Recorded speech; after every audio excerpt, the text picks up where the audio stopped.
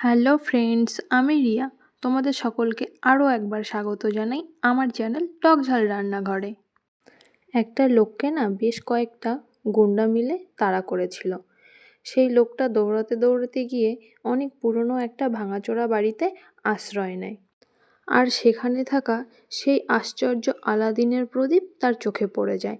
সে সেটাকে হাতে তুলে নেয়, হাতে তুলে নিয়ে ঘষতে থাকে। ঘষতে ঘষতে ভেতর থেকে সেই দৈত্যটা বেরিয়ে আসে। তখন লোকটি তাকে জিজ্ঞাসা করে, তুমি কি সেই আলাদিনের প্রদীপ যার কাছে কিছু চাইলেই তৎক্ষণাৎ এনে দেয়? দৈত্য বলে, হ্যাঁ, তুমি বলো তোমার কি চাই। তখন লোকটি বলে, বাড়িতে আমার বউ একা আছে, আমার বউকে একটু এনে দাও না। বলতে বলতে তৎক্ষণাৎ দৈত্য তার বউকে এনে দেয়।